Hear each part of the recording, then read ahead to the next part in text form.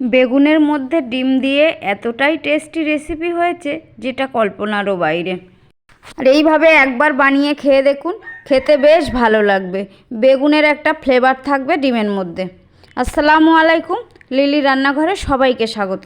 তো আজ আমি বেগুন ডিমের একটি রেসিপি বানাচ্ছি। তার জন্য প্রথমেই একটা বড় সাইজের পেঁয়াজ আর একটা কাঁচা লঙ্কা কুচিয়ে নিয়েছি। আর ঝালটা যে যার টেস্ট অনুযায়ী দিয়ে নেবেন। এবার পেঁয়াজ কাঁচা লঙ্কার মধ্যে স্বাদ মতো নুন আর একটু গোলমরিচ গুঁড়ো দিয়ে খুব ভালো করে এভাবে মেখে নিলাম। এবার এর মধ্যে আমি ডিমটা ভেঙে দেব। ডিমটা ভেঙে দেওয়ার পর ডিমটাও খুব ভালোভাবে মেখে নেব, যেভাবে ডিমের ফ্রাই করা হয় ঠিক সেভাবে। এবার একটা বেগুন খুব ভালোভাবে ধুয়ে পরিষ্কার করে জলটা ঝরিয়ে নিয়েছি। এবার বেগুনটাকে আমি কেটে নেব। আর বেগুনটা ঠিক কিভাবে কেটে নিচ্ছি বন্ধুরা একটু লক্ষ্য করুন, একটু লক্ষ্য করলেই বুঝতে পারবেন। আর যেহেতু বেগুনটা খুব বেশি শক্ত সবজি নয়, তাই এই বেগুনটা ইজিলি কেটে নেওয়া যাবে।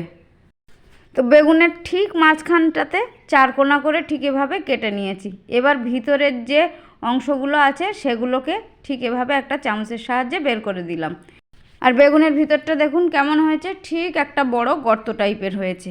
এবার এর মধ্যে আমি যে ডিমটা ভেঙে রেখেছি সেই ডিমটা ঢেলে দেব। আর এই রেসিপিটা বানাতে আমার বেশ ভালোই লাগছিল, বেশ নতুনত্ব একটা ব্যাপার।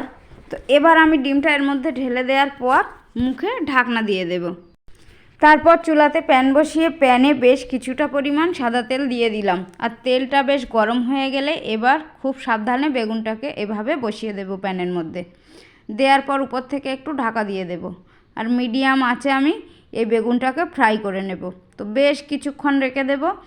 একটা সাইড হয়ে আসার পর উল্টে দেব। আর উপর থেকে দেখুন, দেখেই বোঝা যাচ্ছে যে বেগুনের একটা সাইড হয়ে গেছে। দেখুন, ঠিক এভাবে উল্টে পাল্টে বেগুনটাকে ভেজে নেব, যেভাবে বেগুনটা ভাজা হয়।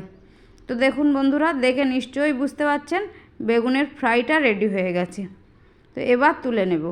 আর ঠিক এইভাবে বেগুনের মধ্যে ডিম দিয়ে একবার ভাজা করে গরম গরম ভাতের সঙ্গে খেয়ে দেখুন বন্ধুরা, খেতে কতটা টেস্টি হয়েছে। এই রেসিপির সঙ্গে আর কোনো কিছুই লাগবে না, এক থালা ভাত নিমেষেই শেষ হয়ে যাবে। দেখুন বন্ধুরা, দেখতে কতটা সুন্দর হয়েছে, এই দেখুন, আর কত সুন্দরভাবে ফ্রাই হয়েছে।